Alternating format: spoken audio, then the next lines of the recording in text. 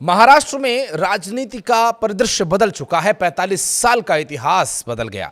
अब भाषाई विवाद से लेकर मौका परस्त होने तक के आरोप चाचा भतीजा और ठाकरे बंधुओं पर लग रहे हैं। इनके हार की 5 बड़ी वजहों की यदि बात करें तो इन वजहों को जानकर आप बहुत आसानी से समझ जाएंगे कि भारतीय जनता पार्टी चुनाव दर चुनाव आखिर यहां मजबूत क्यों हो रही है।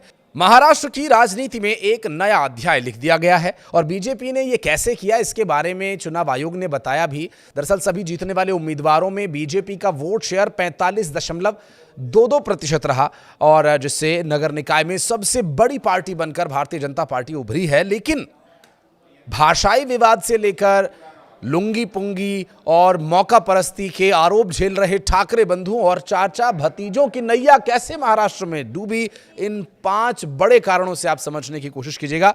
नमस्कार, मैं हूं आशीष त्रिपाठी आपके साथ। और महाराष्ट्र के नगर निगम चुनावों में भारतीय जनता पार्टी और उसके गठबंधन वाली पार्टियों यानी महायुति ने एक तरफा जीत हासिल की है। राज्य चुनाव आयुक्त के मुताबिक 29 नगर निगमों की सभी 2869 सीटों का रिजल्ट आया और इसने लोगों को चौंकाया नहीं, क्योंकि लोगों को तो पता ही था ये होने वाला है और एग्जिट पोल में भी ये बातें दावा किया जा रहा था। दरअसल इस चुनाव में बीजेपी ने 1425 सीटें जीती। एकनाथ शिंदे की शिवसेना को 299 और अजीत पवार की नेशनलिस्ट कांग्रेस पार्टी यानी एनसीपी को 167 सीटों पर जीत मिली है। लेकिन क्या आपने ये समझा कि जो 45 साल के इतिहास में नहीं हुआ वो अब कैसे हो गया? चलिए इसी पर बात करेंगे। दरअसल बीजेपी ने विधानसभा चुनाव की तरह ही प्रचंड जीत यहां भी हासिल की और इस जीत के साथ ही महाराष्ट्र की राजनीति को एक नया संदेश भेजा गया। नफरती पॉलिटिक्स नहीं चलेगी। जी हां, और इस नफरती पॉलिटिक्स के हीरो रहे, ब्रांड एम्बेसडर रहे राज ठाकरे निकाय चुनाव में औंधे मुंह धड़ाम हो गए हैं। मन से मुंबई महानगर पालिका में 3 से 4 सीटें ही जीत पाई। मराठी अस्मिता के नाम पर गाली बाजी लुंगी पुंगी करने वाले राज ठाकरे के नफरती पॉलिटिक्स को महाराष्ट्र की जनता ने पूरी तरह से खारिज कर दिया।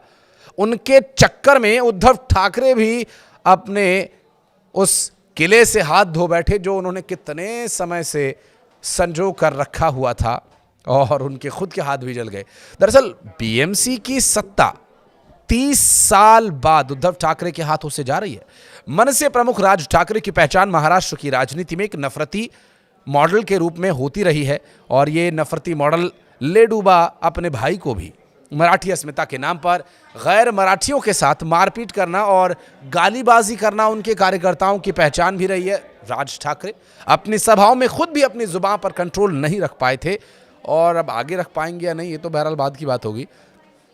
लेकिन इस निकाय चुनाव में प्रचार के दौरान उन्होंने कहा था कि यूपी बिहार के लोगों को समझना चाहिए कि हिंदी उनकी भाषा नहीं है। मुझे भाषा से नफरत नहीं, लेकिन अगर आप इसे थोपेंगे तो मैं लात मारूंगा। और मारो लात, मार के दिखाओ लात। राज ठाकरे यहीं नहीं रुके। उन्होंने कहा था कि वो चारों तरफ से महाराष्ट्र आ रहे हैं, आपका हिस्सा छीन रहे हैं। अगर आपकी जमीन और भाषा चली गई तो आप खत्म हो जाएंगे।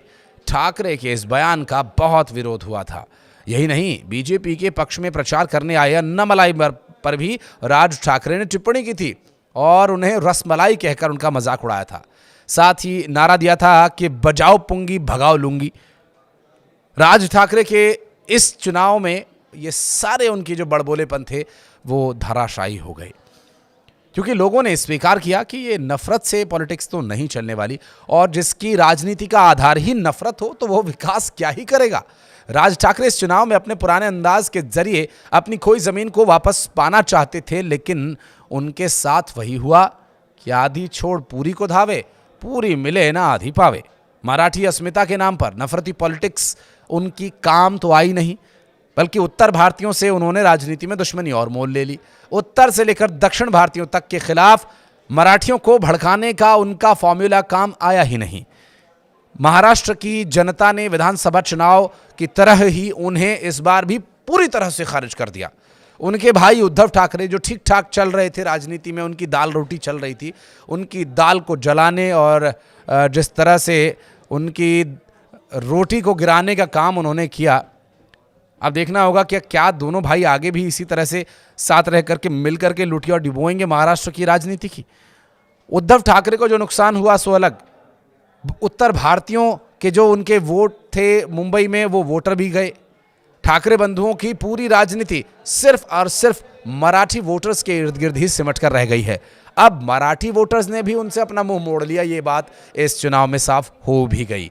बीजेपी की राजनीति में जहां ठाकरे बंधुओं को लेकर के या चाचा भतीजे को लेकर के कभी टारगेट नहीं रहा, वो सिर्फ विकास और काम की बात कह करके लोगों के बीच जाते रहे, जिसके लिए एक बड़ा चेहरा बनकर के उभरे महाराष्ट्र के मुख्यमंत्री देवेंद्र फडणवीस ने चुनाव के दौरान ये कहा भी था कि मैं भी मराठी हूं, मैं कोई बाहर से थोड़ी आया हूं, महाराष्ट्र के लोगों के लिए मैं भी लड़ता हूं, नागपुर भी महाराष्ट्र में ही है।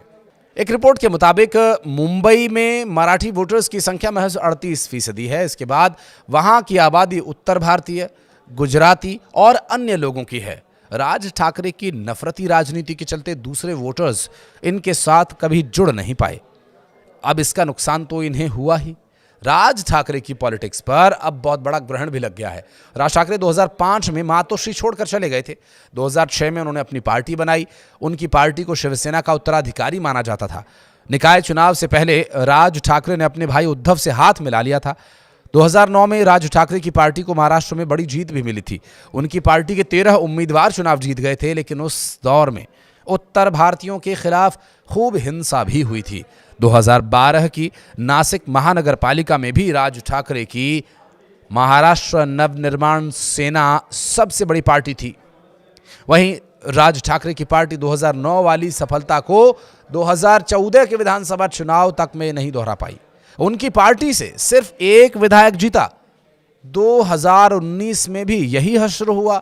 2024 के चुनाव में उनकी पार्टी का खाता भी नहीं खुला और इस दौरान ठाकरे के सुर बदले बदले से नजर आए, कभी किसी के साथ तो कभी किसी के साथ। 2009 वाली ट्रिक से वो बीएमसी चुनाव में स्थापित होना चाहते थे, लेकिन ये हो न सका और शायद आगे न हो, क्योंकि प्रदेश की जनता या कोई भी एक कामगार व्यक्ति जो किसी जनप्रतिनिधि की ओर देख रहा है तो वो विकास के लिए देख रहा है, ना कि लठ बजाने के लिए कि तुम ये भाषा बोलो, ये भाषा मत बोलो, तुम उस राज्य से आते हो, इस राज्य में आकर के ऐसा ना करो, वैसा ना करो। ये सब कुछ अब महाराष्ट्र के लोगों ने पूरी तरह से नकार दिया और मराठी लोग भी विकास ही चाहते हैं। उन्हें भी अपने बच्चे पालने हैं और प्रदेश को तरक्की की राह पर आगे लेकर जाना है। आप कुछ कहना चाहें इस बारे में तो ज़रूर बताइएगा कमेंट सेक्शन में। यहाँ तक वीडियो को देखने के लिए बहुत बहुत धन्यवाद।